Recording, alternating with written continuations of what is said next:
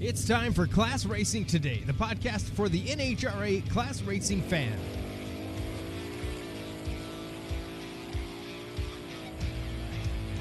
Welcome back to Class Racing Today, classracingtoday.com, on the interweb, Class Racing Today across the social medias, Facebook and Instagram. It is a blustery one here in South Dakota, so much so that I'm the only one in studio today because Brian apparently is, we'll say snowed in, but he got blown into his house. Brian, how are you? This episode actually brought to you by, sorry, let me go my sheet up. Kenwood Welding and Metallizing. Kenwood Welding and Metallizing has been offering quality welding services for all processes and all materials since 1932. You can give them a call, 410-686-3760. Thanks for your support. Also, we had some more donations come in. John Jameson sent us a donation. Thank you so much for your support. It is winter. Brian, how you doing today? Well, I kind of, I'm coming today with a heavy heart. Robert, I need to apologize to you. Oh. People really look up to us. They like our show. We're unifying, stock, super stock drivers. I mean, we're literally the driving force in our field right now. And I got caught with kind of a major violation. I'm banned until February 2nd from Class Racer. I posted 2 classified ads within 10 days. And now I'm banned. I can't log in. They really dropped the hammer on me. And I just want to apologize to all of our listeners that I've done something wrong. And yeah, now I'm being reprimanded because of it. So can you believe that or what? No, you should have just pleaded ignorance and insanity. One of them would have stuck. I didn't even get a chance. I guess they figured we're, we should know better since we're powers that be. So what did you post? 2 classified ads, my race pack in one, and then all my LS engine parts in another. 2 posts, then 10 days, bam, I'm out for 30 days. Did you put it in the right, classified spot, or did you put it in the stock, super stock forum? No, I put it in the classified spot, but it was 2 ads posted within 10 days. I guess I should have read the rules first, but I have a lot of students just like you. You don't read directions. I'm kind of a professional shortcut follower. I think we can petition to Class Racer and maybe see. We'll have to get on that. You got to turn on the charm. Don't forget, if you're watching live on Facebook, you can also send stars to help support the show that way as well. All right. Well, I forgive you because it has nothing to do with me. But I'll take that race pack if the price is right. In addition to that, I want to make an announcement. Does everybody know that Lonnie Grimm is doing a tech talk today, 3 p.m. Eastern time, streaming live on NHRA.com. He's doing it with Brian Loans. Apparently, it's this new segment they're working on. I feel like you and I are trendsetters. Everything we do seems to be getting picked up. Driver interviews has gotten picked up, and it seems to be happening more at NHRA events. We get certain guests on. NHRA starts bringing them on. I don't know, man. Are we being mimicked here or what? I just like to think that we're ahead of our time, and we probably could trademark it and try to go after, Jerry Emmons, after our great interview we did was on Sportsman Drag Race or whatever, Luke and Jed's podcast. What is it, Sportsman Drag Racer? And I'm glad we set the model because Jerry really did a pretty good job after we trained him on our podcast, and he did it awesome on that one too. But our next guest today, he's going to get picked up. So I just want to say now that I want to be his agent. So if you want to book him, you can call me and we'll give him permission to come on your podcast because he's going to go huge after this. We only charge a modest gratuity for that, too. Just a finder's fee. Finder's fee. Yep. So our guest today is a former 2-time world champion in Stock Eliminator. He won the NHRA World Championship in stock in 2004 and again in 2008. He still competes in Stock Eliminator today in a super cool 1973 Buick Apollo in J&K Stock Automatic, which we will talk to him about. And on top of all that, he runs a driving school. So he is a class racer that also operates a driving school for all of us to step our games up and improve a little bit, which we are also going to talk to him about today and see if we can pick his brain a little bit. Let's welcome Mr. Lee Zane. Lee, how you doing? Oh, I'm doing great today. How is everybody? Excellent. We thank you for coming on and spending some time with us today. And we look forward to, getting to know you a little bit and learning something, educating the listeners and myself and Brian. I like to learn anything I can whenever I get the opportunity. So happy to have you on. No, it's a pleasure to be here, and I've been at this, been racing since 1995. So I'm 26 years into this racing field. 2001 started in NHRA class, and done a little bit of everything since that time. But even to this day, I'm still learning. There's always more to learn. There's always what we tell people. You open up one door, and it's a room full of other doors, and then it just keeps spreading out. It's there's no limit to what you can bring in. I'm always trying to find something, or grab that little extra edge, grab an extra thousandth, grab an extra hundredth in ET. It's something we always strive for, and you can't give up on it, or you're going to get fast. The competition today is absolutely fierce, and you're not really making it easy on yourself. Let's talk about this Buick Apollo. So, 26 years in, like you said, to me, I figured you'd be in, probably some kind of like a Copo or some nice 9 or 10 second car, chasing everybody down, patting your stats a little bit. Why do you choose a J stock automatic Buick Apollo? And after you tell us why you choose it, let's talk about the Apollo and tell us about the combo. Sure. Well, it actually just came down to a matter of cost effectiveness to get into Stock Eliminator back in 2001. We were actually looking at a Chevelle, and a deal kind of fell through. But looking back on it now, it was actually kind of a blessing that it did not happen, just by how hard the Chevelle was in that particular class. It was an H stock automatic, small block powered. It really was. It would have got us in the door, but it was really going to be a tough combination to work with. So we found this Apollo through Tommy Pettigrew in Division 3, and the price was right. It was basically ready to go, and and as it turned out, we still had to do a little bit of work to get it to where we were happy with it and get it really under the index scheme. When we first got it, it wasn't there. But we worked on it as hard as we could, and so that was kind of the start of it. And we went to our first event, and we finally got the car under the index. We changed a few things to kind of get there, and our last time shot, we was at 1275 index at the time in J stock automatic, and I think we went like 11 or 1259. So we're about a tenth and a half under. But on that last time run, you would have thought we won the event. It was just like, wow, okay, we did it, and now I can enter the stock combo that they're having at the Open. So so my brother runs to the tower, gets me entered in the Open, and 5 hours later, I'm standing in the winner's circle. So that was first day under the index, and now I'm sucking in some money for the car already. And so then that year, like I said in the very beginning when we did kind of an opening introduction with you guys, that year we were looking at staying local. We were being in Southern Jersey, we can hit a lot of tracks fairly close. So we're looking Englishtown, Atco, Maple Grove, Cecil, for the most part not a bad deal, and we can get a few races at those. So I end up going to Del Mar, I runner up. 2 races later, I win Lebanon Valley up in New York.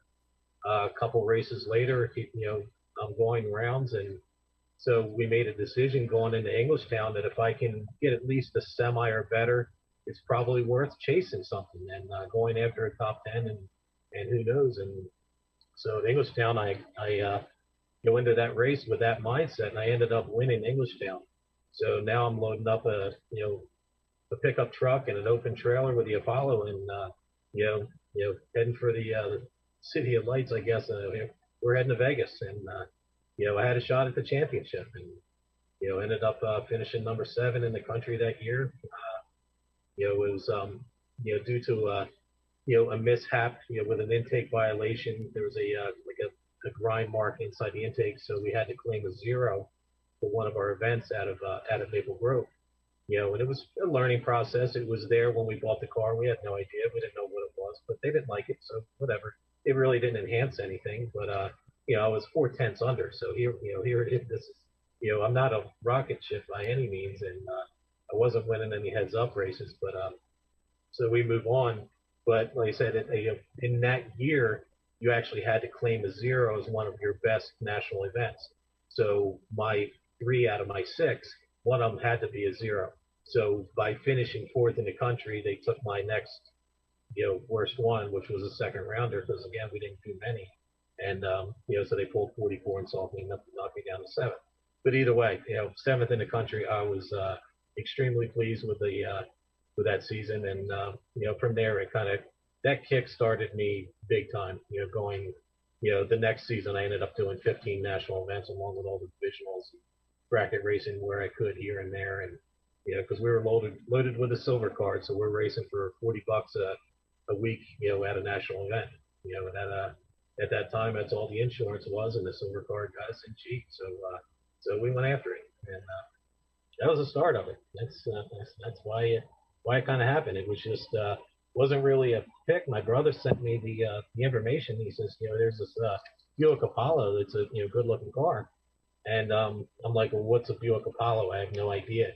I didn't know, and then I've since learned a lot about them, and really it's a very good combination, and I'm glad we did it this way. For where my mechanical expertise was at the time, it made it easy, especially with any tear downs or anything like that.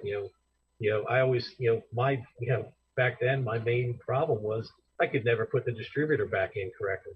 So with a small block Chevy, now I got to pull the distributor for a heads up, but in the Buick, or not for a heads up, but for a tear down.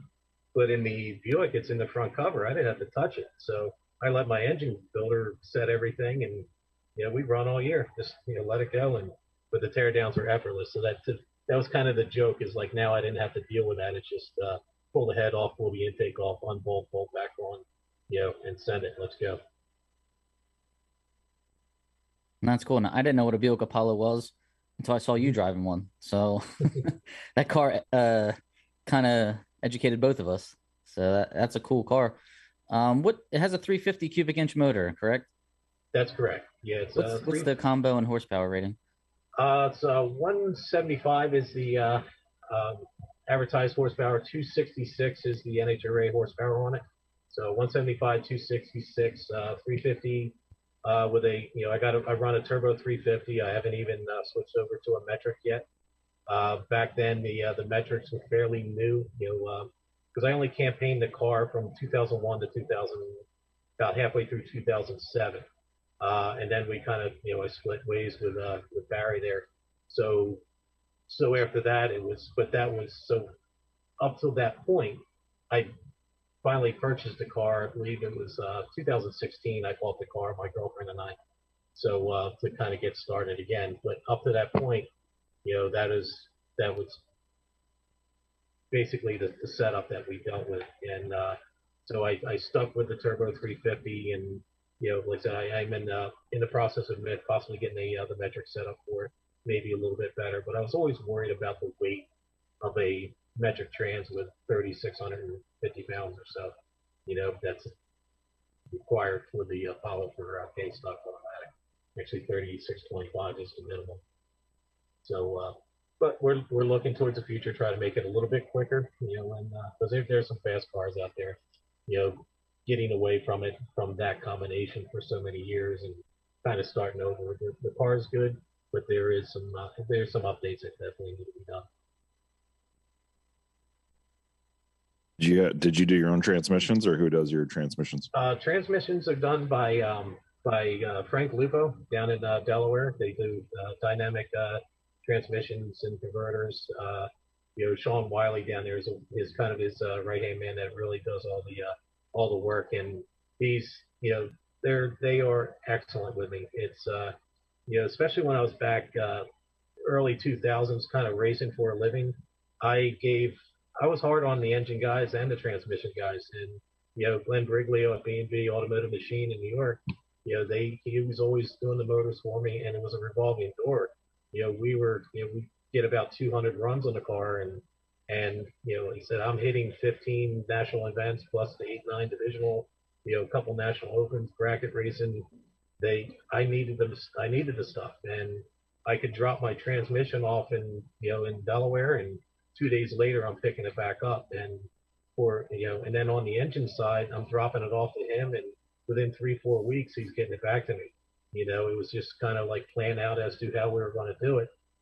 Nowadays we kind of take it a little bit more time because I'm not as young and crazy as I used to be and traveling all over, and but I still do enough. But they like I said, they really stepped up when I told them I needed something. They knew how to get it done, and so we've kept that relationship. So as soon as I came back into the Apollo, I went right back to the same guys that I dealt with in the early 2000s. Because they were always loyal to me, and that's kind of what I did with them. When I'm driving for other people, I had to kind of limit myself as to, all right, this guy's with Whitaker, this one's with this transmission guy. It's a tough, it's hard to come in there and change their routine. Sometimes I would. Sometimes they would listen to me and say, I can get this done and this done, and it'd be okay. But some people were kind of stuck in their own ways, and that's fine. I was hired as a driver, and that's what I'm supposed to do, and that's okay with me. Did you run a Lupo I'm sure you ran a dynamic converter then. Yes, I did. Yeah, we started off with an ATI, but once we started doing our own thing, we stuck with Lupo with Trans and converter, and still again to this day in the Apollo is what we're using. What are you using for a stall converter on there? It's right around 5200, 8-inch steel. We're a very low RPM with this car. It's not a high stall by any means. It's a torque type motor. I'm only spinning the thing at 6400 through the traps. I'm shifting the car at 5800. So there's not a whole lot that we really need to make this thing happen. But it works extremely well. The combination, the horsepower that Glenn gave me was phenomenal. The transmissions, they got serviced every time we did the motor, and same thing with the converter. They would kind of just do a quick go through, and it didn't really eat parts, and that was the best thing. It was more just maintenance related. So every 200 runs, when I pulled the motor out, the transmission went and got serviced, and we had our A piece transmission, our A piece motor, and then we had our B piece, but they're basically the same thing. I could pull one motor and go to the other, and not really see much difference. One might smoke a little bit more than the other just because, but that was, it is what it is, but it still ran. And same thing with the transmissions. If I had had case problems, with those cars, and that was the biggest problem. The Buick Olds Pontiac case just looked a lot thinner than the actual GM case. And in the beginning, it got to a point I was breaking a case, sometimes every 7 runs.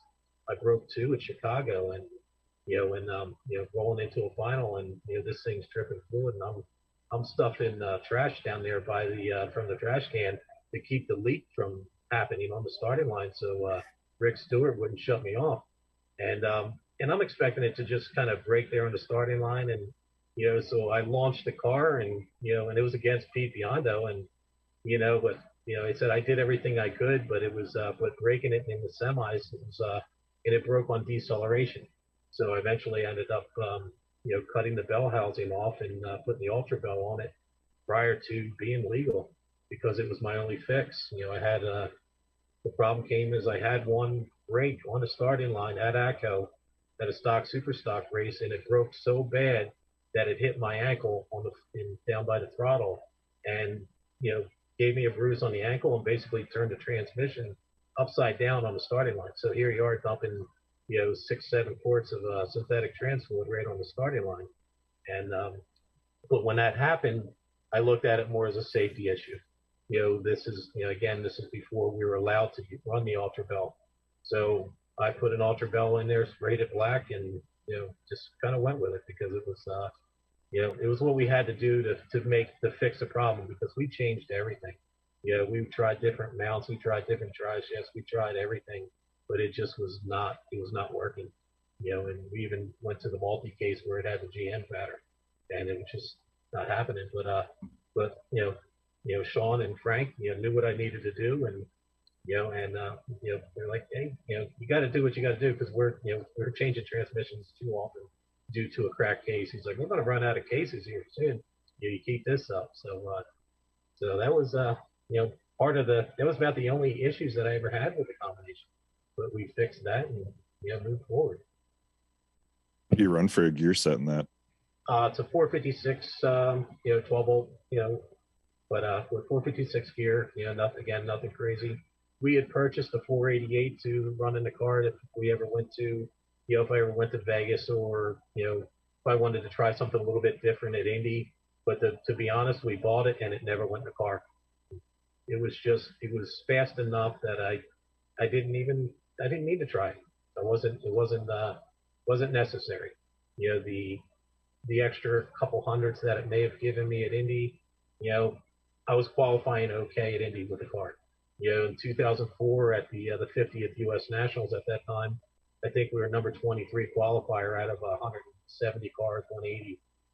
So we laid down a really good run. It was like 118 under, and okay, so 118, 120, under, wasn't worth it for me if it even worked. I think it would have, for that, that type of weather, but it just wasn't, and it was housing to housing, everything. All I had to do was undo the brake line, slide the thing in, and and plug the brake lines back in. It was going to be a whole change. It was not even changing gear. It was just hit the 4 bolts at the shackles and make it as easy as possible if I had to. But it's not something you carry around with you in the trailer. What kind of carburetor comes on those Buick Apollos? I guess it's considered the small quadrojet. It's not even as good as the like the 207s or anything. I can run the 207, but it's the front inlet on the quadrojet. To be honest, I don't know the size. I don't know if it's considered like a 600 or maybe a 650 if it's that. But that's what we've run. And still running now.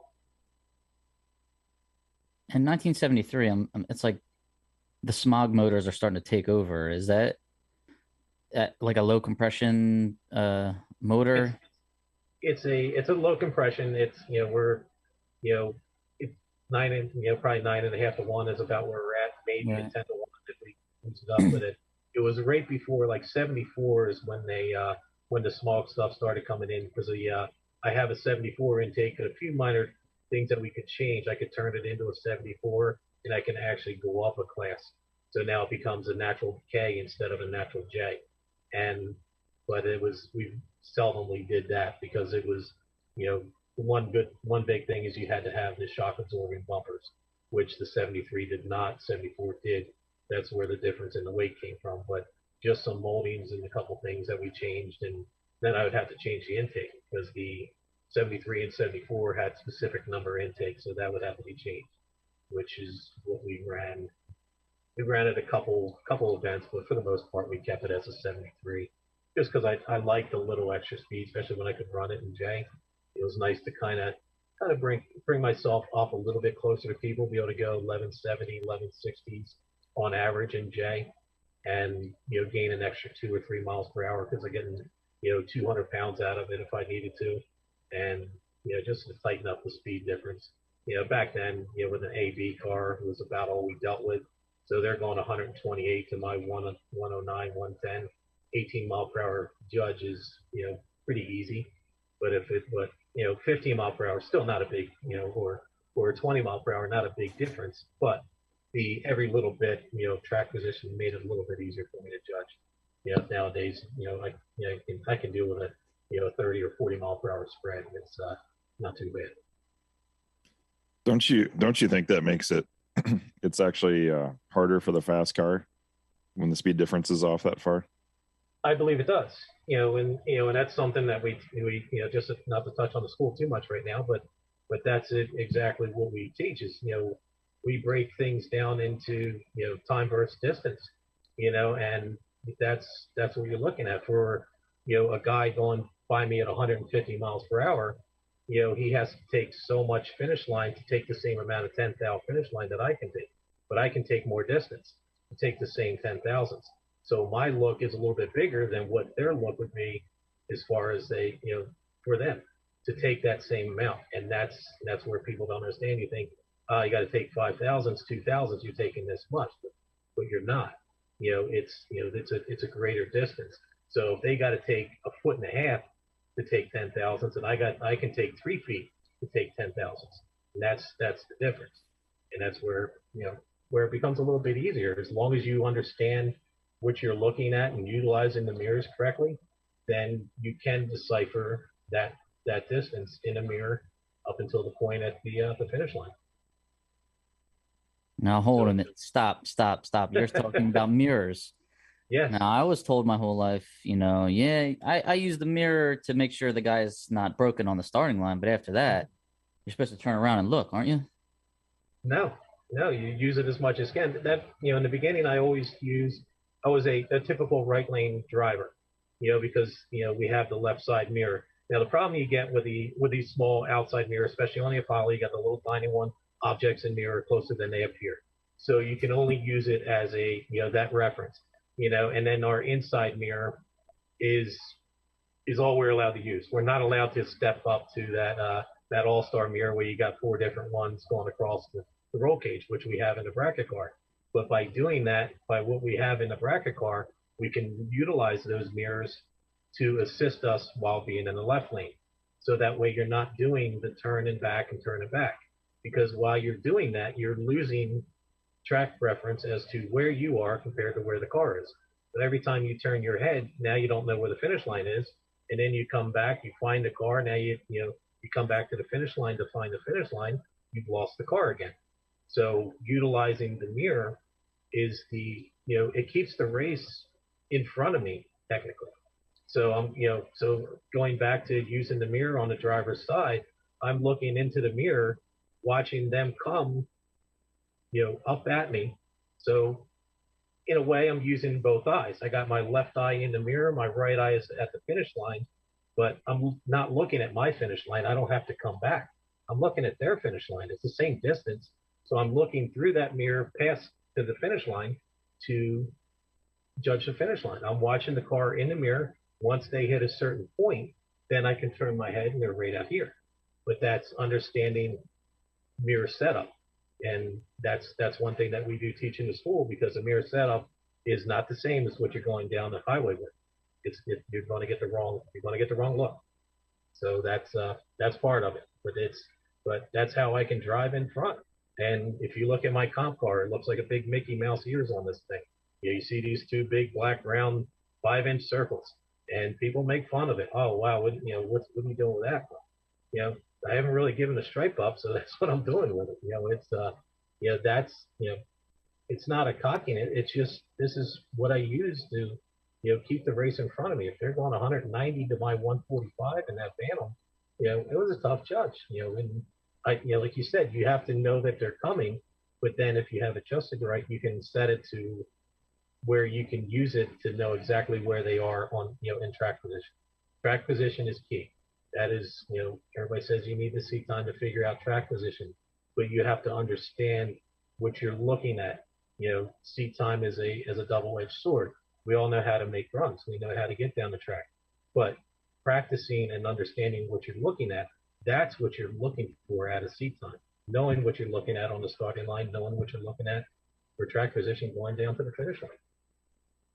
So what I got out of that lane is what you're saying. Really, what you're saying is one of the ultimate stock combos is like a 78 Chevy pickup with the great big 4x8 mirrors hanging off each side. There's actually an advantage to being slower with those huge mirrors. Oh, definitely. It's unfortunately Bud was trying to hop on here, but he actually put one of those big mirrors on he's got a it's kind of comical that Bud and I were partners, but I'm in a 73 Apollo. He's got a 73 Omega with a, Oldsmobile motor in it. So he went and, because of that discrepancy of problems that we have being in the left lane with having that mirror, utilizing the inside mirror to help us through the sail panel as much as we can, he went and found one of these truck mirrors and grafted it on the car. It's a big mirror over there, and you look at it and it's funny looking. I tell him it's a funny looking mirror, but his finish line driving in the left lane now is as good as it is in the right because of that mirror. We found a nice flat mirror that doesn't show the concave or convex. I don't even know which is which, but whatever one distorts, that's the one we don't want. So I see a lot of guys, they put those NASCAR style mirrors in there and they're rounded and all that. That's all that's doing is telling you that they're coming, but you have no idea. They look this big in that thing, and they could be 100 feet back or 20 feet back. They don't have a clue. Convex is like your eyeball goes out. Concave is like a cave comes in. All right. Gotcha. Okay. I'll keep it. Let me write that. That's the way we had to teach it in math class. Cave, concave. Go. Just think like a cave. The goes cave, in. Okay. But, gotcha. So yeah, now by looking at the mirror the whole time, it's more like Jerry Emmons said, which he may have gotten from you, I forget, is like you're watching the video as opposed to the snapshots where you keep turning and looking back, which is why the faster car has that ability to, it's like a video as opposed to looking at snapshots. How do you deal with certain drivers hug the center line, certain drivers are out toward the wall? Isn't that going to change where they are in your mirror? Is that going to mess their position up, make you think that they're in a different spot? For the most part, no. It's not going to change as much. When they do start to rub the center line, not many people do it anymore. They don't really get too much out of the groove.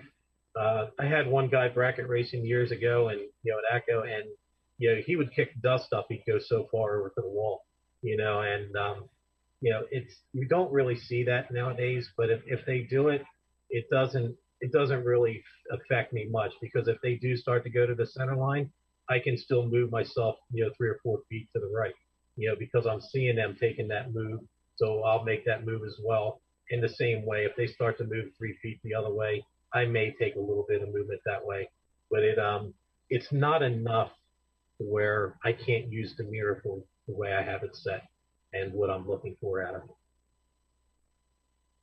So you're waiting for them to appear or disappear in a certain spot on that mirror, and then you turn and look. Yep. Now, I would say if you're within 15 miles an hour, maybe 20, that's okay. If you're going 100 and let's say you're going about 115 with the Apollo and you're racing 140 something mile an hour, factory car, is it still the same? I mean, by the time you look from mirror and turn your head, they've gained how many, feet? Another 10 to 15 feet, haven't they, at that rate of speed? Correct. Yes, I have. But you're looking at it as, again, you're kind of picturing it as that video. You see where they're at in that mirror.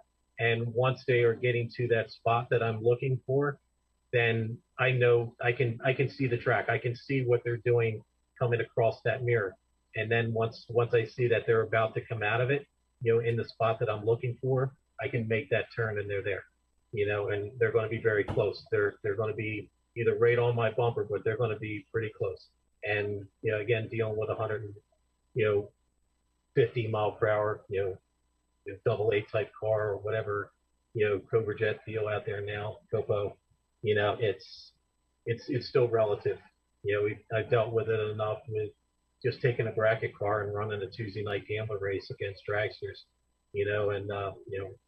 so my street car that I had was a 15-second street car, run against 170 mile per hour dragsters. Here I am going 85 miles per hour, so we're looking at a 90 mile per hour spread, and that's what I kept conditioning myself to get used to. Back then I was racing 4 nights a week. So for the normal class racer, you're racing once or twice a month. Me as a bracket racer, especially living where I did, I was living in central Jersey. It was a half hour to ACO, half hour to Englishtown. So ACO Tuesday night, Englishtown Wednesday, ACO Saturday, Englishtown Sunday. And, just wearing the car out. But back then, the bracket car, I could get 3,000, 4,000 runs out of it. It was just a mild, big block and run it.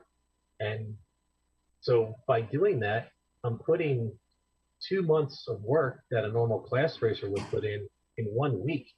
So that's how I upped my learning curve, because, from 95 to 2001, I was doing it that way. So by the time I came into NHRA stock, I'm doing the same thing, but I kind of had 12 years, 15 years experience, when I got let go in it. We didn't have the junior dragsters or anything at the time where like they are now. These kids, they're hitting these juniors. They're starting at 8 years old and some younger now, but they, by the time they turn 16 and get into a big car, they're 12 years in, and they understand the concepts. They understand what they're looking at. The only thing that I see is tougher for them now, especially with some of the schools that we've done. We've done a few of the junior dragsters. Once they get towards the end, they're all dialed 790. So it's almost like a heads up deal all the way down the track, but you can start to get an idea what track position is supposed to look like, especially if you have a little bit of advantage on the tree. But once they get into a big car, so they go into stock or something like that, now you're dealing with these swings. Now you're dealing with, those 20 mile per hour swings instead of everybody going, 79 to 81 miles per hour at 790, which is crazy. These kids can go a lot faster than 790. And, I'm only going 740s in the Apollo in the 8. So it's, these 12-year-olds are, going as fast as I am. Well, one last question about the mirrors then. So that's all based on being in the right lane. If you're in the left lane, you were saying you would be more inclined to use the rear view mirror than instead of the side mirrors. Correct. If you had a side mirror, do you use that or not? Regardless if it's there, you still use the center mirror? Regardless, I tend not to use the outside right mirror, just because of, it does give you a weird look. I'll use the inside mirror to show me as much as possible. Unfortunately, I have to get into the little bit of turning. I'm kind of giving away weakness that I have because of running one of those cars. But again, I've seen it enough that I know what I'm looking for. So if they throw me in the left lane, so be it. But again, you're adjusting the mirror not as if you were driving a car down the street. You're adjusting the mirror to look out other windows, if you will. And to kind of, not give it away, but kind of give it away, and you're looking for it in a different spot, and that's again, something that we teach in the program or in the consulting, at our schools, or even just in our one-on-one deal.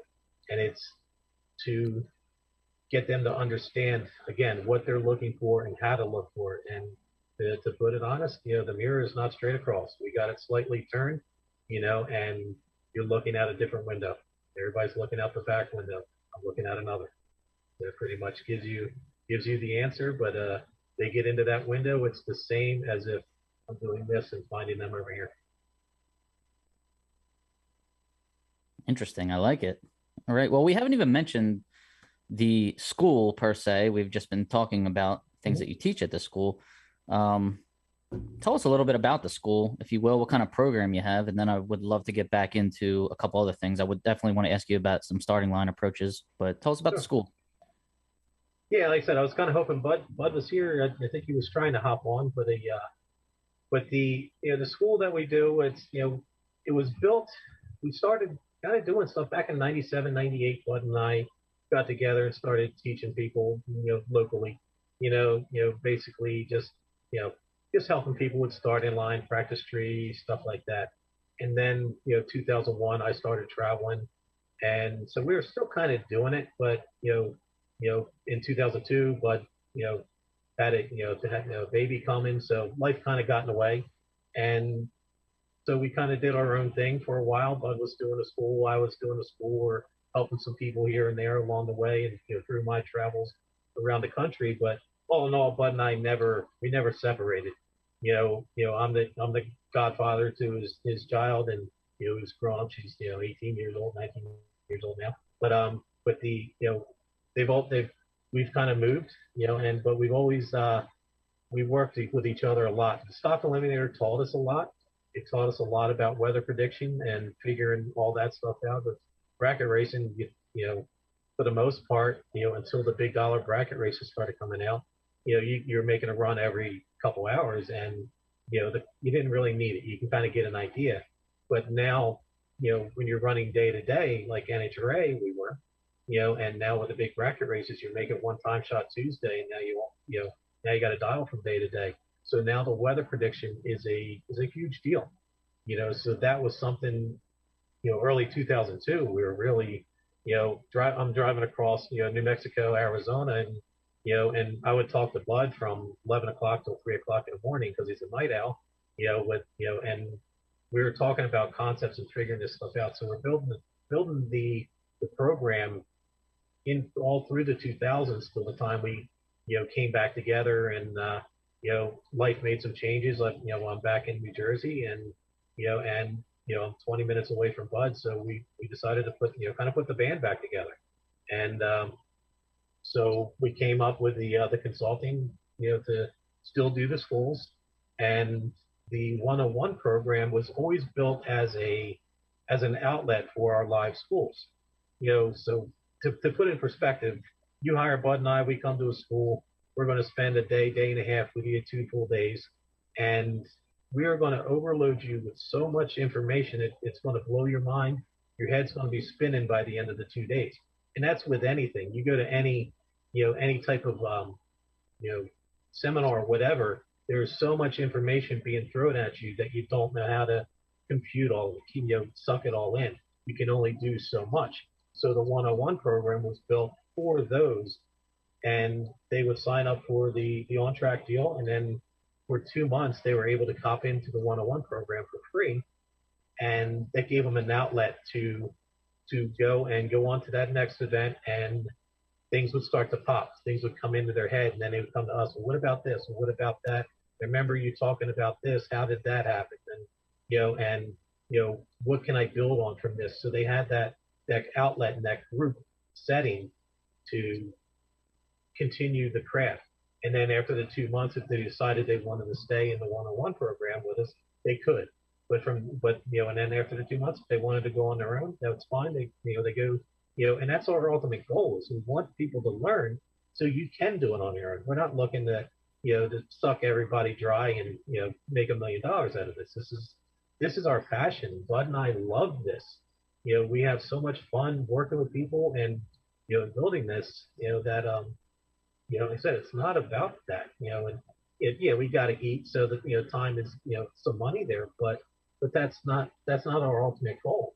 Like what we did with Jerry Hemmons this year, and I spent a lot of time with Jerry, and to me, it ends up being, one of the greatest friendships that I've built, was with Jerry, and, with all of them really, Terry, Jerry, and Gary, every one of them, but with Jerry, he came to us with that problem in 2018, and, so we just kind of stayed in touch, and, so I kind of took him.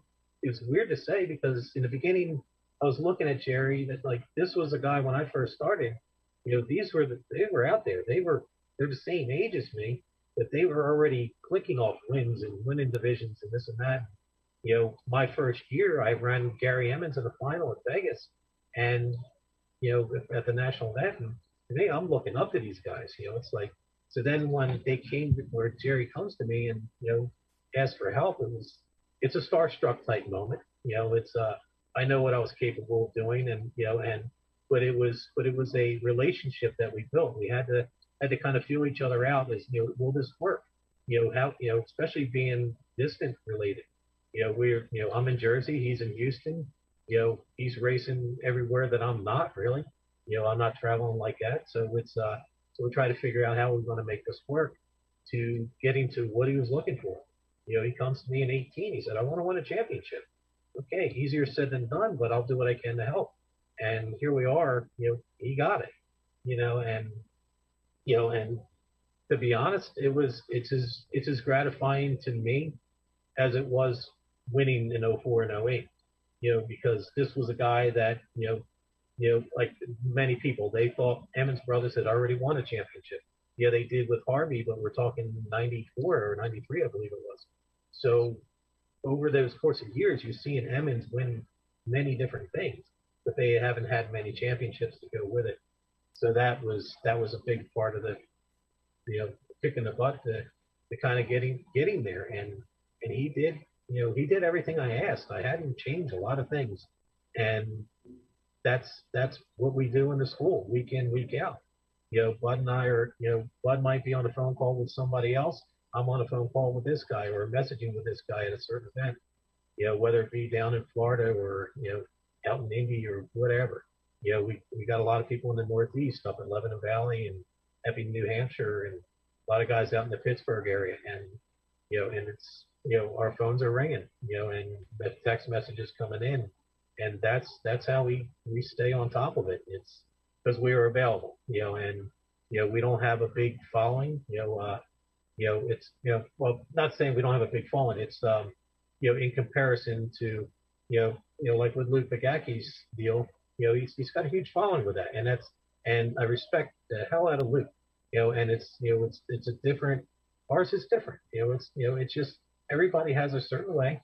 And, he has, a way he teaches, and Bud have a way we teach. And I ask anybody to give it a try, because the way I teach compared to the way Bud teaches, we're the same but different, so we might take a slightly different approach.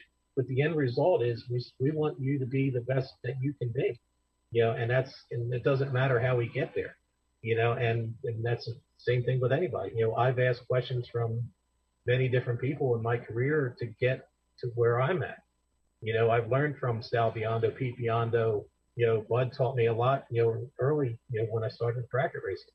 So with all that, I kind of took all these pieces and made what worked for me, and a little bit here, a little bit there, a little bit there, and try to make my own bundle and then come up with my own approach. And over those course of years, I've learned how to, as you can tell, I've learned how to talk. I was the quiet kid in the back of the class. I didn't raise my hand a lot. I didn't ask a lot of questions, but I paid attention, and that's what we ask, of people with us, and the school it's fun. We go to a school and we're wore out after 2 days, Bud and I, with what we're doing and running around. But man, it is the best time that we could have at the track. Seeing, especially, with you, Bob, when you're teaching people, you see the light bulb click. You see it, you see in their eyes that, something just, took resonated with them. And that's what we're looking for.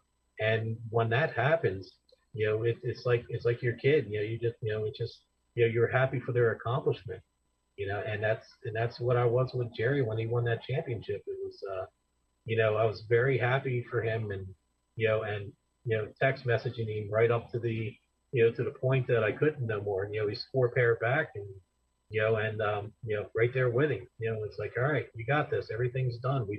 We've dotted the I's, crossed the T's. Now go do it. And end this thing.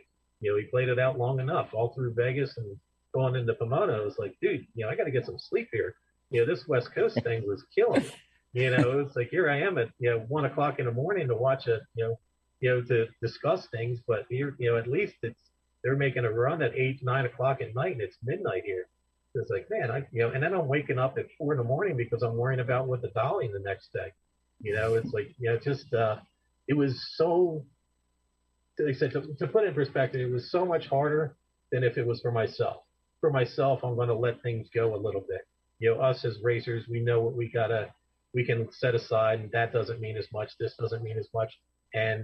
But with what he was asking for, I was trying to be 100% perfect. Get the weather prediction right, make the run completion correct. Everything.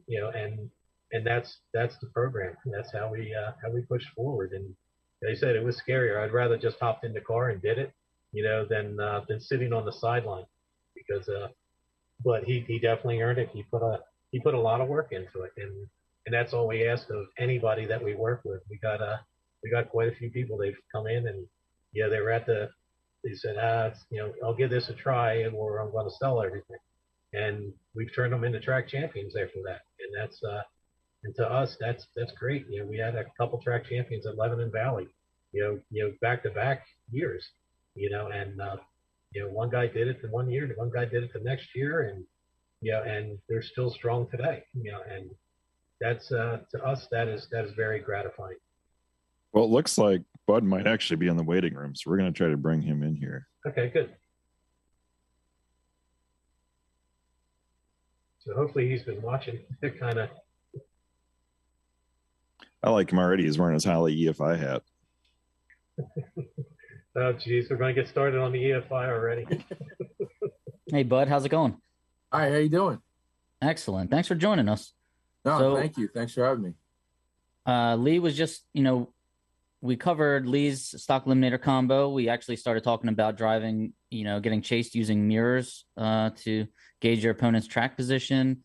And Lee just told us about the school, how you guys take more of, we'll say, a customized approach for each driver.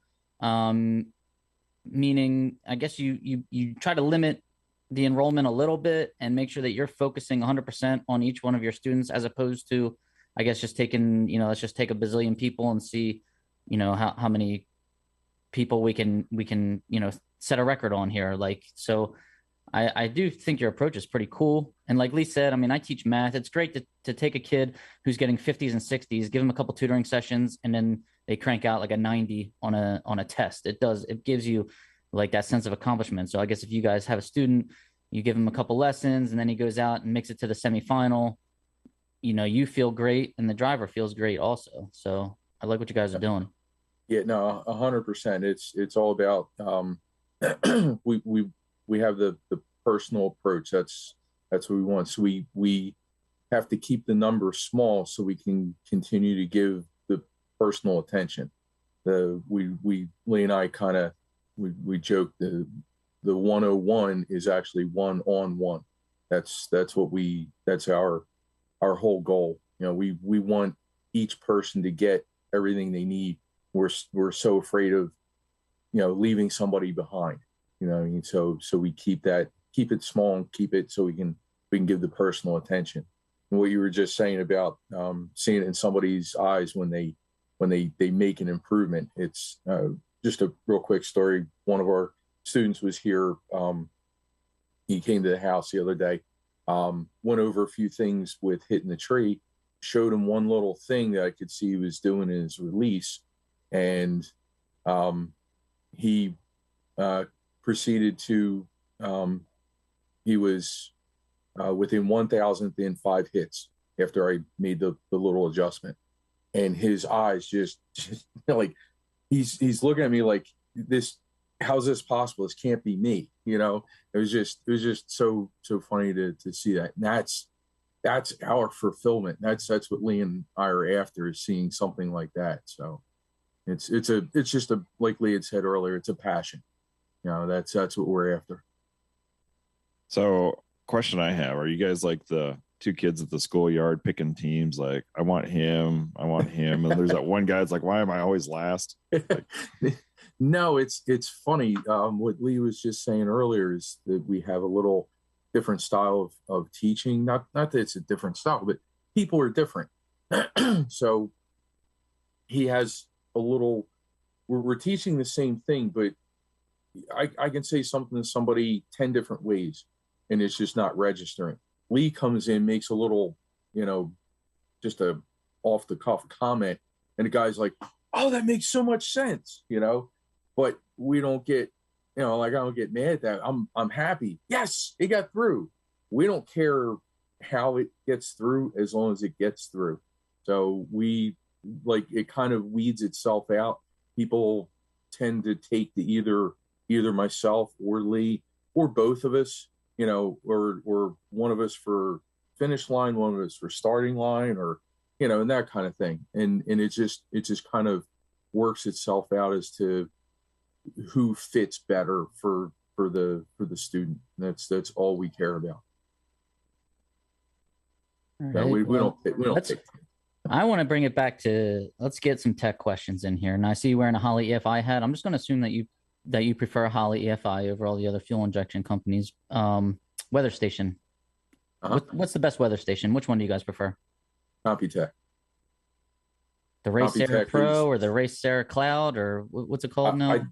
I'd love to try the Race Air Cloud, but it's I'm always dealing with handheld stuff for myself, for my own budget, as well as what most of our customers and students deal with is a lower budget. I'm not trying to badmouth or throw anything under the bus, but I'm not a Perform Air fan. That weather station does not repeat in its readings. You can sample it, write it down, and sample it again, and the weather is different. And it's different enough to show 2 or 3 hundredths of ET change. And I understand weather stations. I understand how they take readings. So I keep it away from grass. I keep it away from any moisture, out of the shade. So, I stand back when I take the sample so my body heat doesn't influence it. The Computech repeats within like 1/10 of a degree. That's all it changes. So you get the same reading when you resample it right away. So that has proven to me to be the most reliable, repeatable weather station. So I'm definitely a Computech fan. So Computech on the handhelds, then as far as trailer-based stations, because a lot of class racers are running. I have the trailer-based station with the Crew Chief Pro software too. Are you guys into that? Do you like that software? Lee can speak to that more because he has Autolab? Is that the? Yeah, I have the Autolab. I've been wanting to try the Perform Air Cloud. A couple of the customers that we have, one of them has the Cloud, which I really like. But I definitely like the Autolab as a trailer-based station as well. Very simple, but there's a few things that it doesn't have. Like like something Bud and I were actually working on the other day with horsepower reading. And getting that ratio. That's the one thing the Autolab does not have. But if you apply it into the Crew Chief Pro, it'll you put the numbers in there and it will give you that information. Now, I was a dealer for Crew Chief Pro for many years, and it's a great product. And but the one thing Bud and I will work with is we help break it down, and that way you can use Crew Chief as a kind of as a crew chief. Basically, you need to understand what the weather is and how to make a prediction yourself. So then you can go to the crew chief and it'll tell you if you're close or something's out of what's going on. But is it something in the crew chief or is it something that I did wrong? But if you go to it, it's all right. We're too slower, and is what I predict. Now the crew chief tells me it's too slower. I'm 100% confident rolling into the lanes. But if I'm too slower and crew chief is telling me it's too faster, one of us is something's not right. Is it what I loaded into the crew chief? Is that what's causing the problem, or am I missing something? And then so you go back to work. You don't go to the lanes yet. You redo everything, and that's a big key. But that's something I make the joke with a lot of our customers. Bud's a walking barometer. And he knows the weather extremely well. This was again, this goes back to our discussions with me driving across New Mexico and Texas for 880 something miles.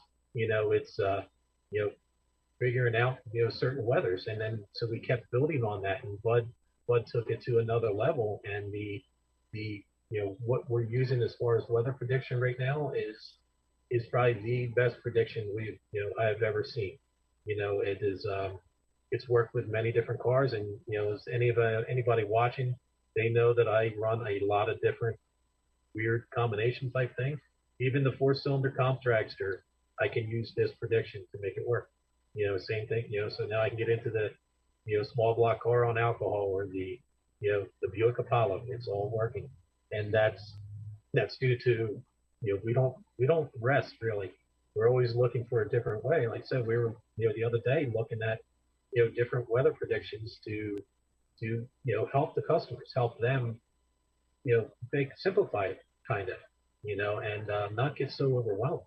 Because you look at all that stuff on the weather, and people have no idea what some of it is, and and that's where Bud does a lot of reading. I said, I'm gonna praise Bud on that, because he will sit there and figure out what each molecule is worth, why, how come, all that stuff.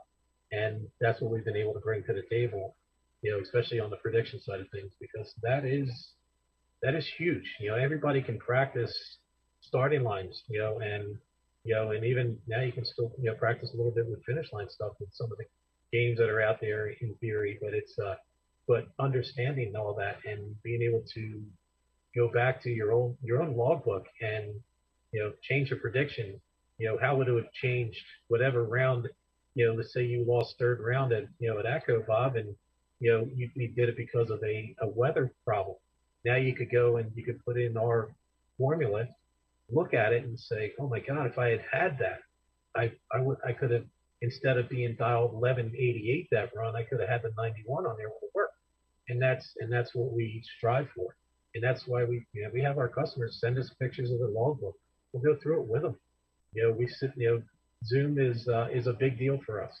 And the one thing that the unfortunate thing of the pandemic, did teach us a different outlet, and that's where the one-on-one has thrived because of that.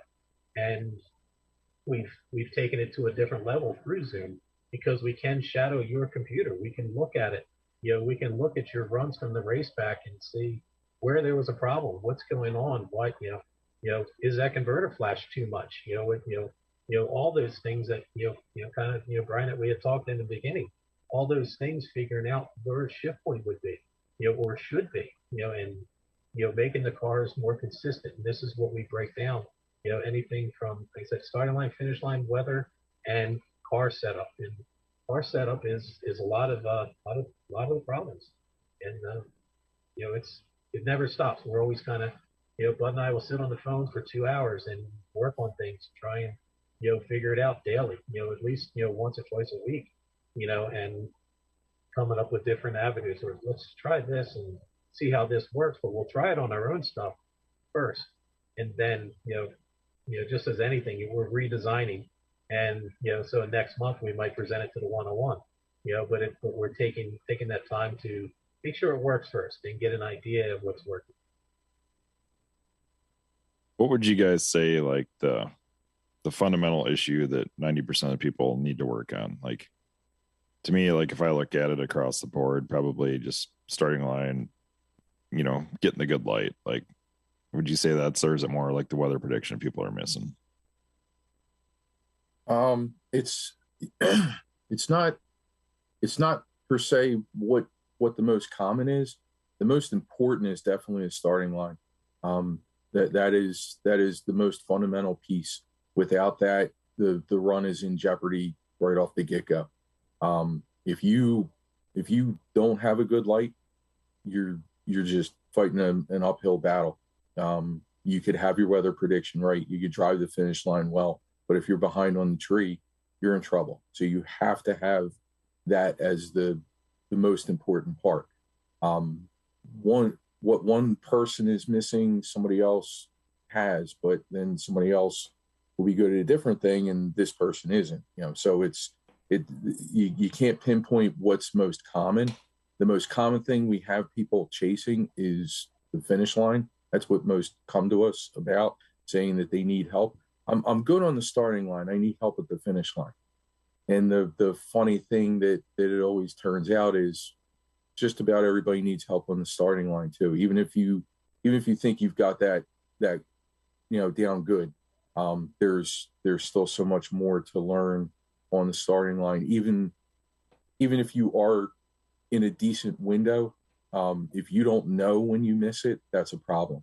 And if you don't know by how much you miss it, that's a problem, because that is necessary for driving the finish line well. If you don't know that you think you're set up to be 15 and you come up 35 and you don't know it, you're going to make the wrong decision at the finish line based on incorrect information to start. So that part of it is a real key. And if you don't have that, you're behind. You have to start from the beginning and start with the finish line to be able to get to the finish line. So, it's not so much as what's common, because there's always stuff to learn about everything, every single piece. So whether it's run completion, weather prediction, starting line, finish line, your vehicle's consistency, there's always improvement to be made everywhere. So, but the most important piece to start with is always starting line. I want to dig into that a little more then. It's like my personal thoughts are like, I can't, I'm on a pretty limited budget. So last winter I just worked on my lights, like just practice tree.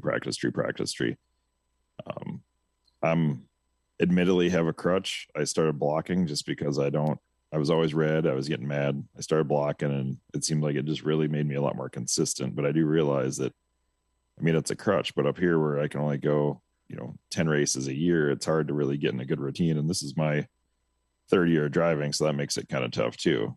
But my theory is if I can be 00 every light, it sure makes it a lot easier to drive the end. But what are your guys' thoughts on blocking or not blocking? Oh, good, Lee. Yeah, well, if you listen to a recent podcast, the one that you guys prepared Jerry for, you heard the story about him throwing it out the window. I'm all for that. It's I had tried it, and maybe I didn't give it enough enough attention, but there's too much issue that can happen with it. For the most part, stock, super stock, we're daytime racers. But you guys know as well as especially a lot of the stock, super stock racing, there are those times where we are going to run at night, and now you have to figure out a way to hit it, without this, or you're going to catch a glare. And David Rampy, one of the best out there, ran a blocker, but you could tell when it got dark without actually even looking at the statistics of the race. Bobby with all his statistics probably has it, but it's but you look at that and you see David was just 72 on the tree, and now you go and like, well, wait a minute, what time was that? All right, it was around 8:30 that night, and that's the problem, and he would admit it. He knew what it was, but that's something we teach a kid away from that, and that was something working with Jerry. He was in the very beginning when I was working with him was the stalker, he was not blocking. I got him to get away from that almost immediately, but he was still doing it in the super stock car. So now we have two different things happening, and it was messing with it. So then when this year he kind of stuck to one car a lot this year, and that was one of the reasons. That was after he threw it out the window, where I can't remember which track he threw it, but the fact that he threw it, I love that.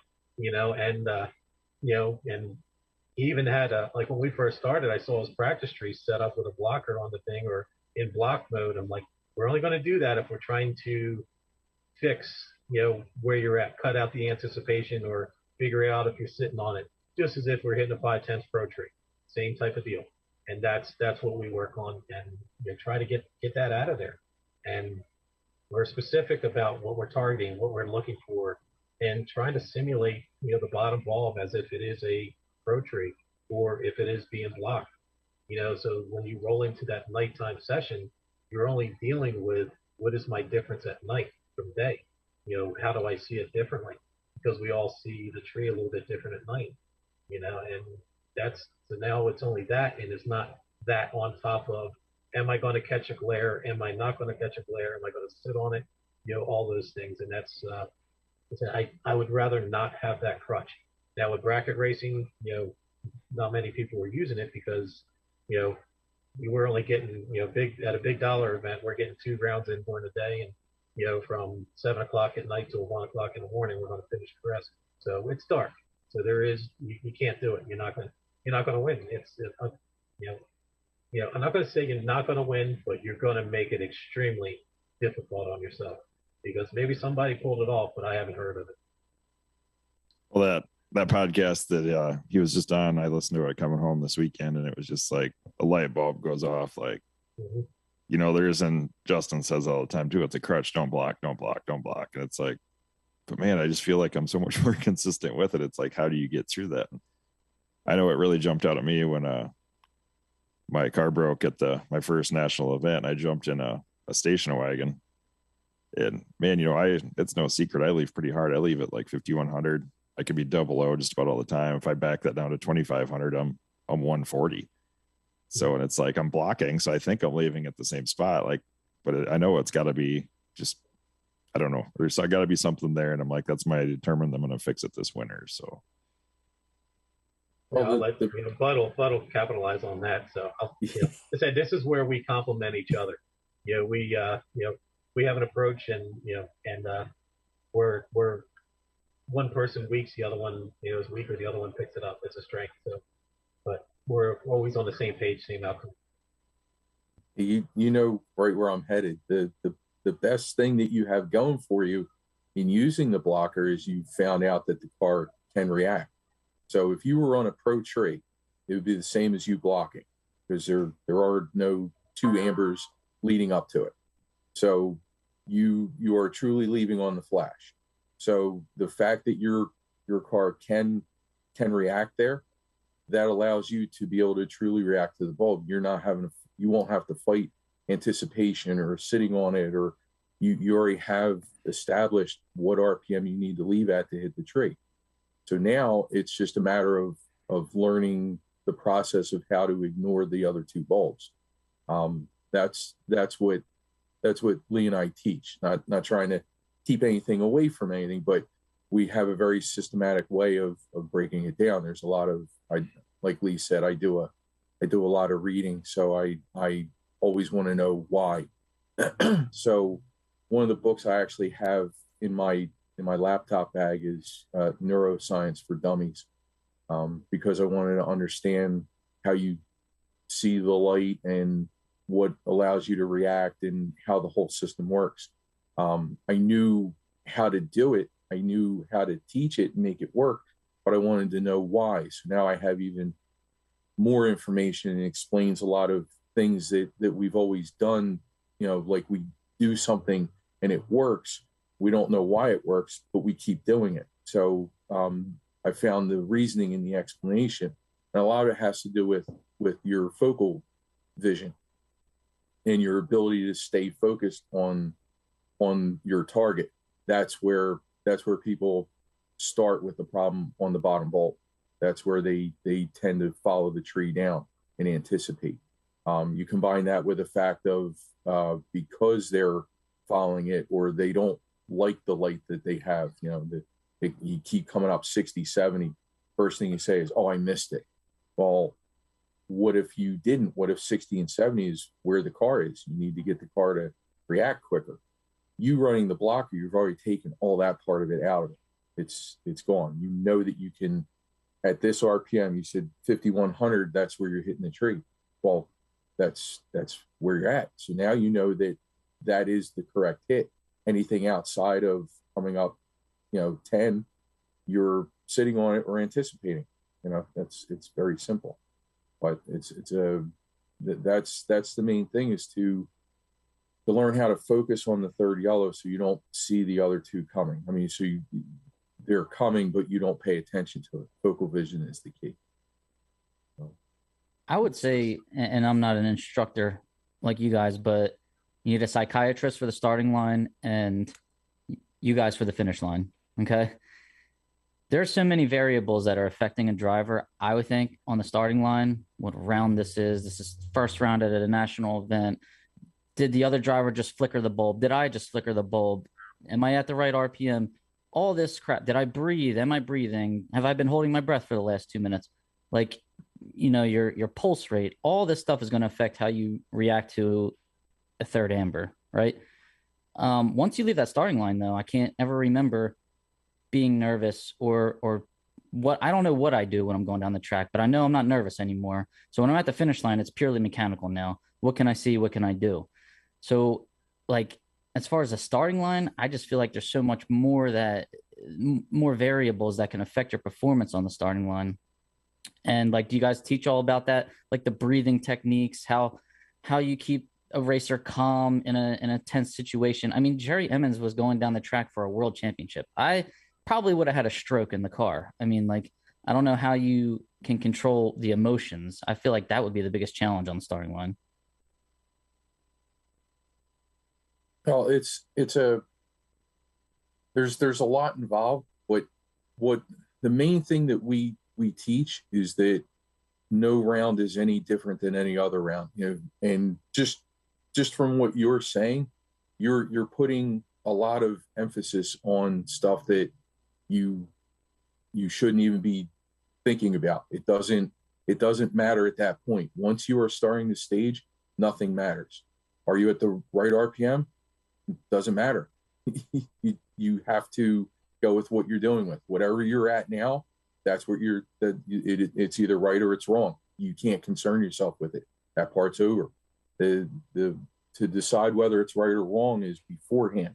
You have to figure out what you're going to leave at, and that's it.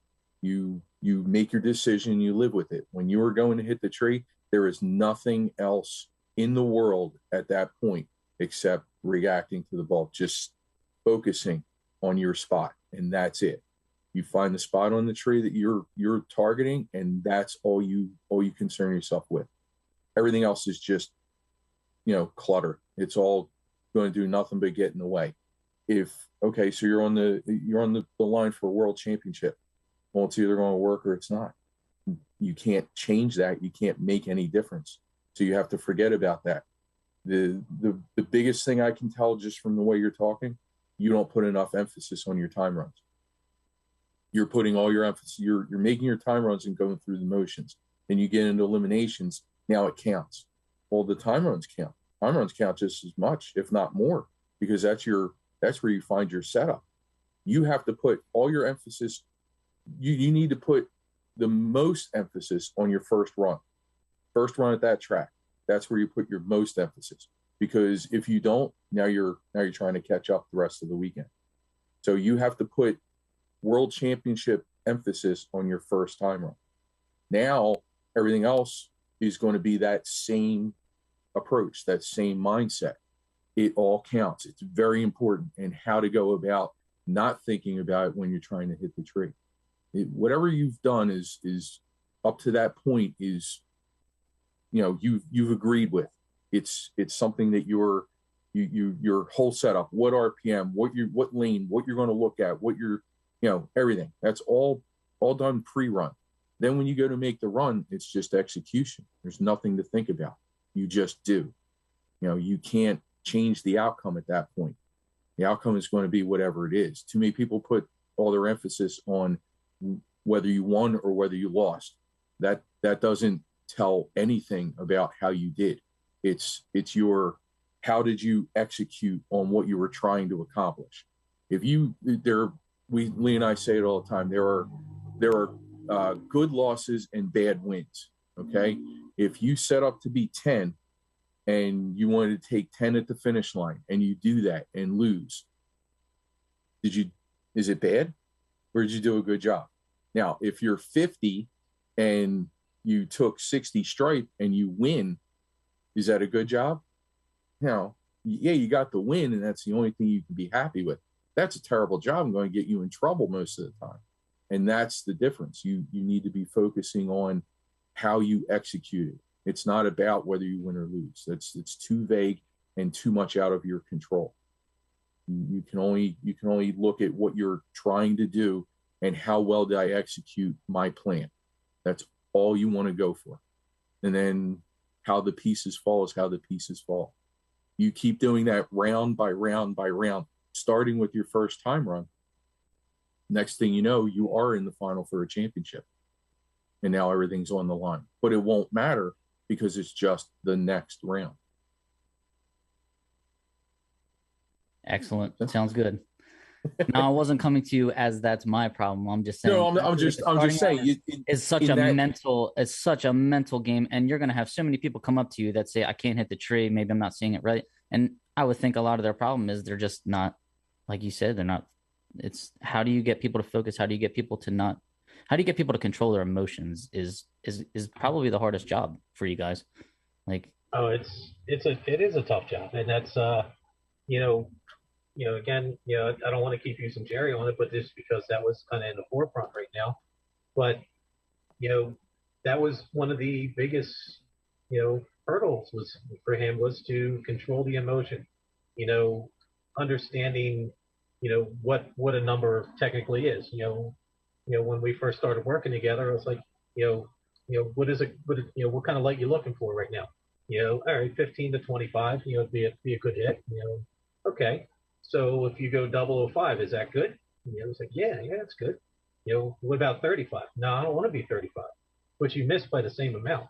You missed 10 thou on the top side of what you're targeting, but if you missed on the good side of what you were targeting by 10 thou, that was okay. So it was taking that and tightening the window up and tightening the target, and that's where we got specific, and it changed his whole demeanor as far as looking at the tree, and that was one of the biggest switches to focus on a specific number, because now it wasn't anything that anybody else was doing next to him. It didn't matter who was next to him, but because now he was so focused on that target, because it was being specific.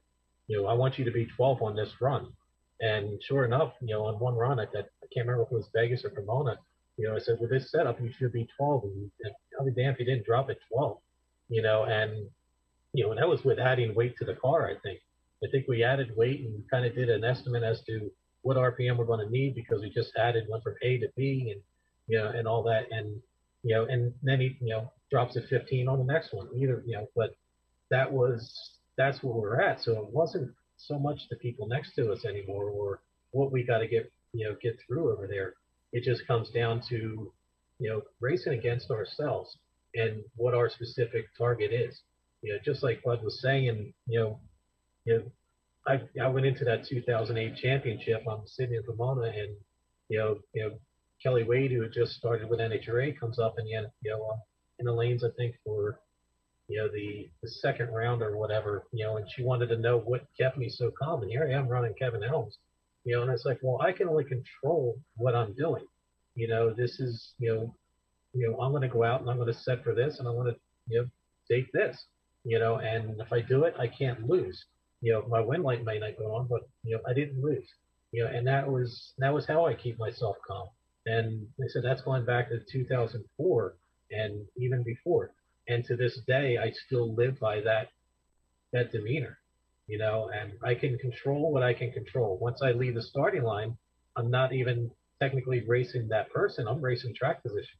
I want to know what it looks like, and now, did I make the correct decision back before they cross that line back in the lanes for the dial in? That's, the same thing as Bud was saying about hitting the tree.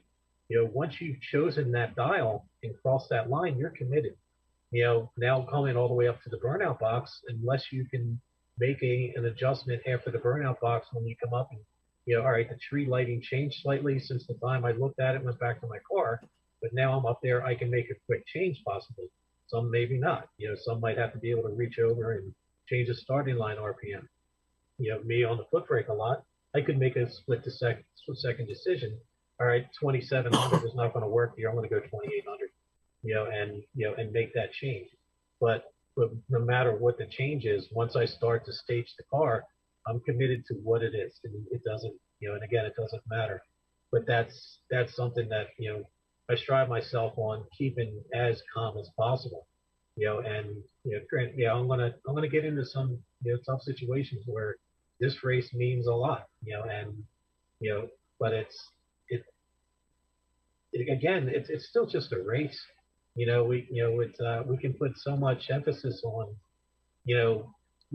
so many things could go bad here, but what's the worst thing that can happen? I finished number 1 or number 2 in the country.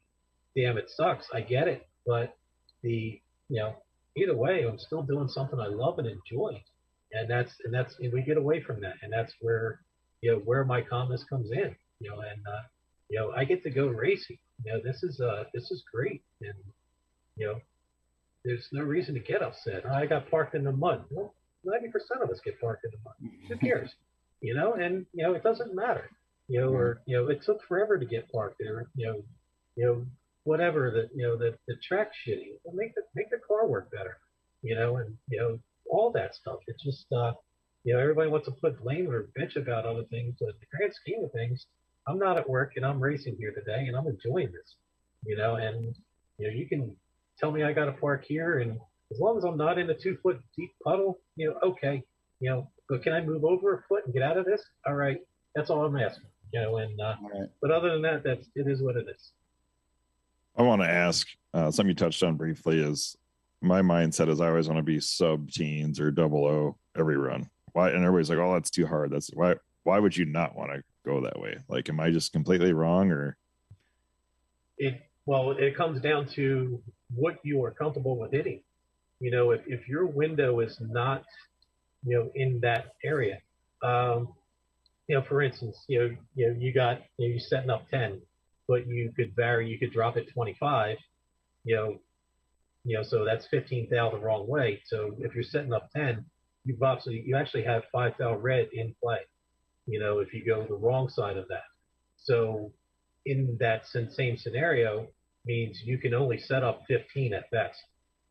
So now you're bringing 30 into play by missing 15,000 on the top side or 15,000 on the other side. You're perfect. But, that is it's a tough thing to do, and, so it comes down to how we feeling, and it could change from week to week. And that's what we have to understand or feel in ourselves. There's times where you can hit it and do no wrong. When you set 12, it's 12. When you set 8, it's 8, but there's, more often than not, I'm going to set for 15 and, maybe a 22 pops up. Okay, that shows me I got to work a little bit here because and it's only 7,000s, but it shows that I can never set any tighter than 007 this weekend. Anything earlier than that, it's a miss. Now with me, with what I target, I give myself about plus or minus 2,000 off of my target. It's a huge goal. I get that. Everybody's going to say that's too tight. 2,000s. You're setting 15, so 17 to 13 is acceptable with me. That is a tough thing to do, but that is how specific we kind of need to be able to make those adjustments, especially top off racing. You're splitting hairs. And even in any racing really right now, we're splitting thousands. So if I'm hitting a tree real well and I can modify that and bring it down to a 7 white, and then I've gone as far as in a bracket race, set up 7 and actually come up 50 RPM and set up 3 or 4 and drop it 3 or 4, and those are very good days, but they don't happen all the time. So there's those days where, I go into a weekend, I'm looking for a 200s or tighter swing in any given weekend, but it's 200s or tighter swing based off of where I'm targeting. If you understand what I mean. So if I'm targeting that 10, then I want to be tighter, but I may have moved it up to 15 or maybe have moved it up to an 18 for this guy, and now 20 comes into play. So that's how I put the pressure on myself to keep those windows tighter. The guys that are trying to set up 00, you got to have a tight window. You can't manipulate that, because the starting line will bite you.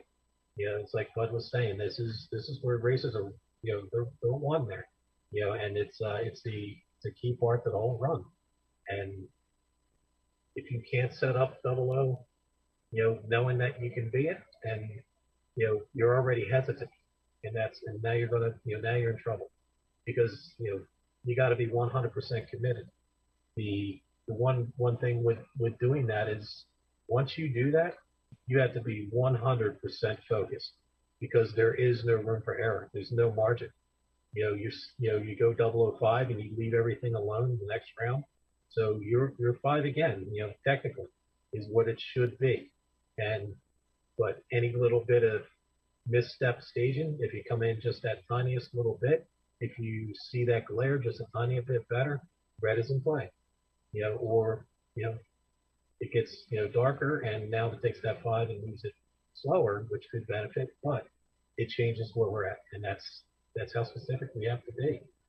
Today's day and age, there's no room to allow people to sneak in on us. Right now, Lee and Bud, I want to put you guys in a situation here. So let's say you ran the time run in the morning or whatever. You went 10 flat, and the opponent that you have to race right now, he went 9 flat, we'll say. Okay, so now we think it's about too slower. You're putting your dial in, you're picking your dial in. So you think you could run a 1002, you think he should probably run about a 902, we'll say. Do you wait for the opponent to put a dial in on the window before you put yours on, or are you focused? You have your strategy. Here you go. I'm putting 1003 or 4, whatever you're putting on. Your opponent, who you think should run a 902, goes and puts like a 908 or a 910 on the window. Now you know that they're holding substantially. Does that change your game plan up, or do you now approach the water box with a different strategy, or I have to change up what I'm going to do here in this run? If you know your opponent's like holding a lot like that. I'll grab this one real quick because I know exactly where Bud's going to go with it, but I'll just kind of lead into it for Bud because it's there is no change. When somebody does that, because they may have seen me put my dial in on the car. So let's go on from the backside of it. They see me put 1005 on the car. Now they're going to dial up because they're going to change the track position, and it doesn't matter. I still know how to get rid of what I'm holding. If they're going to dial up 6, hopefully they know how to get rid of 6, because if you don't, you're in trouble. And now it comes down to track manipulation. And from there, I'll just throw this over to Bud because he's going to just feed on that. I'm kind of letting him feed in since he missed a little bit at the beginning. So. Yeah, for what I do is what we always tell everybody to do is you stick with your strategy. Execution is what's most important. There's no real right or wrong strategy. Just dial honest and hit the tree is not a bad strategy. You just have to execute it. You can't leave any room. So if your plan is to be 00 and dial the car to be dead on, if you execute that, then there's nothing wrong with that strategy. You just have to execute it. The problem with that strategy is you end up leaving yourself open if you miss. So my strategy, I hold a specific amount. It depends on the car, but the 10-0 car I used to drive, I held 45,000 because that's what I could get rid of in the car at a certain spot. So in the scenario you're talking about, figure it's going 1002, I would have 1006 on the window and know that I could go dead 5 on my drop. I don't care what my opponent's doing. He wants to dial up, like Lee said, he's got to be able to kill it because I know I can. I'm going to execute my strategy. The only thing that seeing him dial up that much would do for me, besides get me feeling comfortable that puts it into my favor, because I know how to do it, does he. But I know if I see something where it's a close race up top, I know why it's a close race, because typically I should have 400s at the finish line against most opponents. If I have less than that, I'm dropping, because it's too close. So if he's near me or even going to go past me, that I know why, okay, that's why it looks like this. Now, let's say we go out there and I still have my 400, so I'm getting there by, or I'm getting there by 500 or 600. Well, then he dialed up because he's got a problem, or, something went wrong on his side.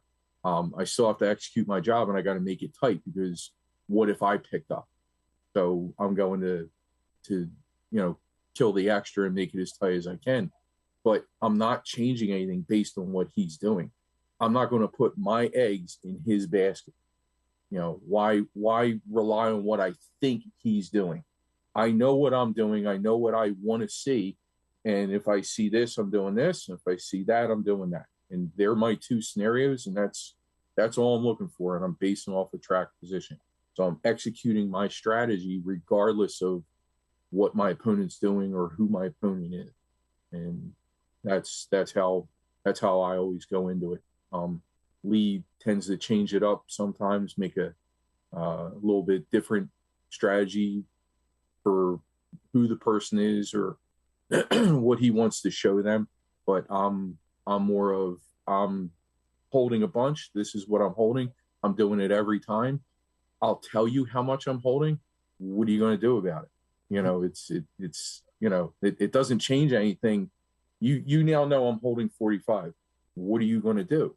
No, I'm holding 45. That doesn't, you can't manipulate something on my side. And that's how we go about it. Yeah, we get a lot of people that would ask us, like, why driving this specific way, with the stocker running the 8th mile, I was holding 500s down at Piedmont last year at the bracket race. And that was what I could get rid of in the 8th mile. Granted, I'm only going 89 tops, so I had a drop that would knock me down to 82 miles per hour, but I could get rid of about 52,000, and so by doing that is like, well, how do you know what you're doing down there? And, what are you going to do from this run? Are you going to hit the drop or are you going to pedal? And to be honest, we don't have a clue. We have no idea once we leave that starting line as to what we were doing yet until we see it happening or playing out on the track. Because, like Bud had mentioned, if he has room, we're just going to pedal off and back into him. But if there's less room, it's going to the drop, and try to get it to dead on that way. So it's, again, we have no idea. When we're staging this car, we have no idea if we're going to pedal it off or drop, and just just backing into the opponent. And it's real. It's, because now we're just reading what we see. And, again, based off of what Bud just said, if they're close, it's a drop. If they're going to get there, it's a drop. If I have more room, I'm going to pedal off and just drive into them. But, it's an unknown, and it's crazy to say that, because everybody's like, I have a game plan ready. Well, I have a game plan ready, but it's all dependent upon what I see, progressing. What's this movie looking like we asked? What are the snapshots looking like? You sent me 4 different snapshots because I'm being chased, but, that snapshot ain't looking good, but it's looking like a drop to me. But it's, so hopefully I'm right. And that's all it comes down to. It's understanding what you're seeing and, executing perfectly like we all trying to do, because, there's times where I will dial honest, and, the car's doing well, and I'll let the car do the work. And it's funny if, like, especially in stock, super stock, a lot of guys like, oh, he's always holding 3. Well, they don't know that. It's, that's what I do majority of the time. But there's times where, the person goes red and I run it out and go dead on, flat out. And then if they're like, whoa, wait a minute, what did you, I can dial the car, because I have to. I'm dialing the car just as tight as anybody that's dialing the car, to be honest, even though I'm holding. It's based off of that, what we can get rid of. So that's how we how we play our game.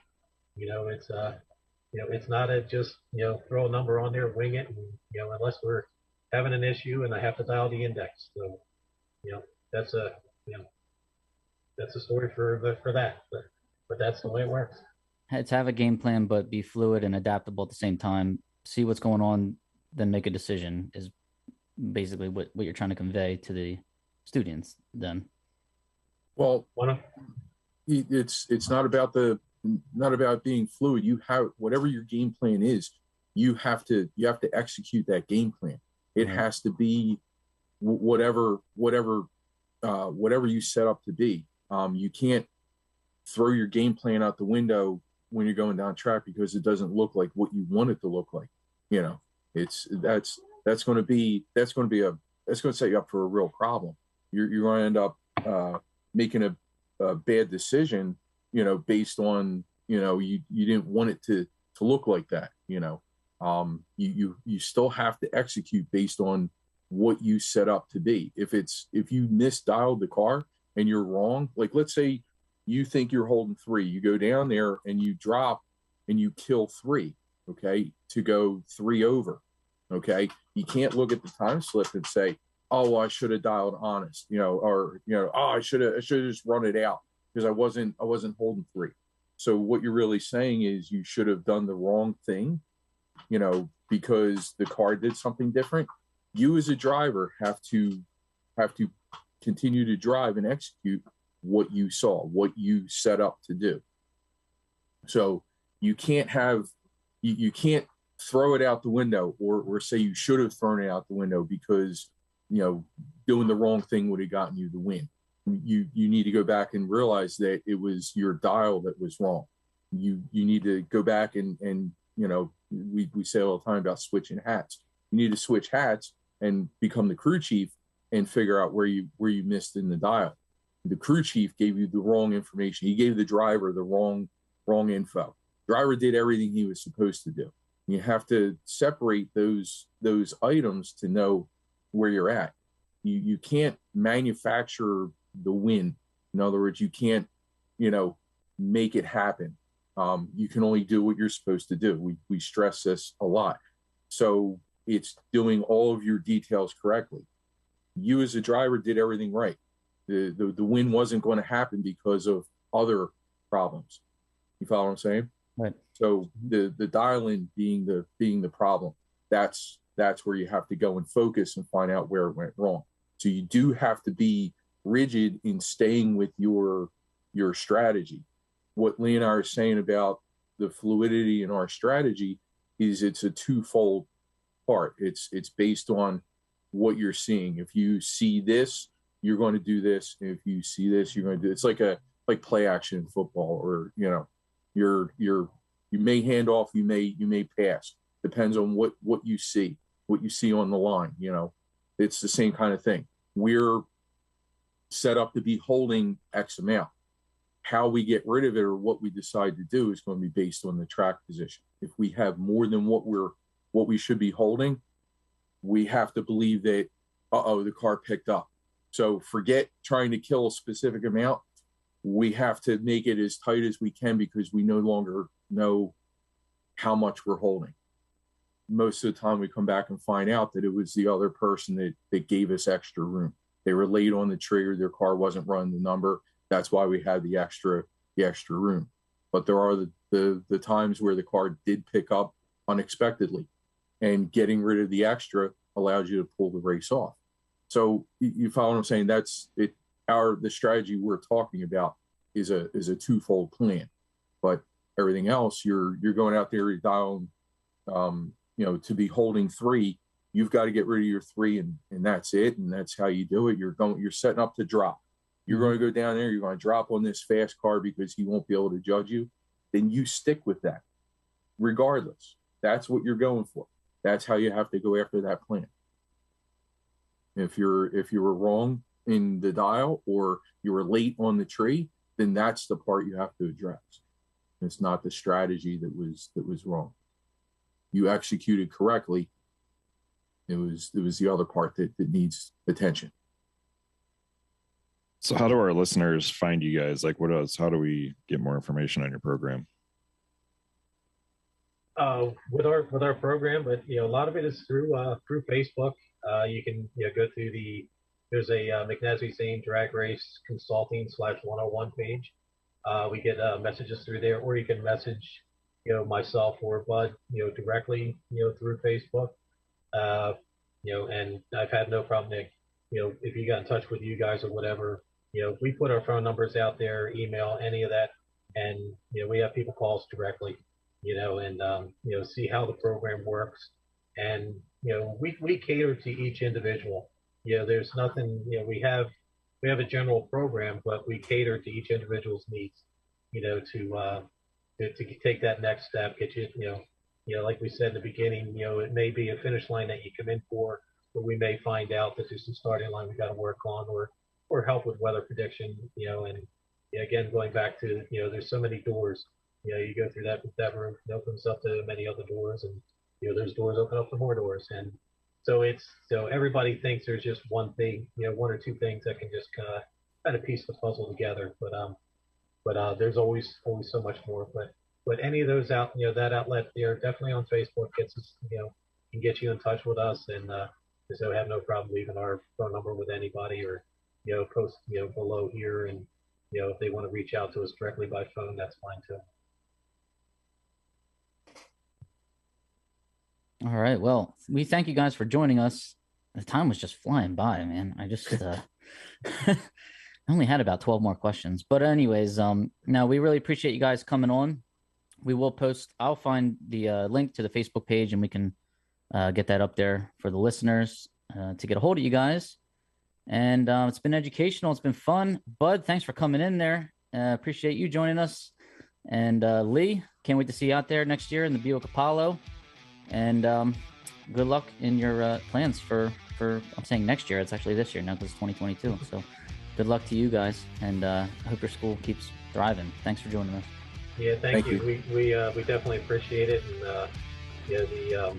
what you guys are doing has been phenomenal. And we definitely like I like to watch it and like to see the new things that you're bringing in there. And I got to work on getting myself up the stat sheet that you've been building there with the insight. So I got to try to get myself back in that. You kind of slacked off a little bit here, but if you can stat my 2001 to 2008, that would be it's probably some pretty good stats there. But we're not going back that far yet. Yeah, but you did pick on or point on something that I am doing, searching like reaction time by time of day. So the nighttime, as you said earlier, somebody who struggled at night, you can see how the racer does at night versus the daytime. So that's all going to be in the Drag Insights app as we keep working. But Great. We appreciate you coming on. Yeah, great. Because I got a little secret for that nighttime stuff too, but I'm not giving that away. They got to sign up for that one. All right, guys. Thank you, and have a great 2022. Thank you, guys. Greatly appreciate it. Thanks for having us on, and good luck to you guys this season. Perfect. Thanks, Brian and Bobby. Bud and Lee, have a great day. ClassRacingToday.com. ClassRacingToday@gmail.com. If you have any questions or comments or want to help support the show, you can send an email there, or you can go to the website, ClassRacingToday.com, and click on Donate Today and decide what kind of value you got out of the show and give it back to us so we can continue these conversations with people in the race industry. Thanks again, Kenwood Welding and Metallizing, for your support. Go to app.draginsights.com to register for your free account and track yourself and your competition. Thanks a lot. Have a great day. We will see you next time. Happy New Year, everybody. See you later.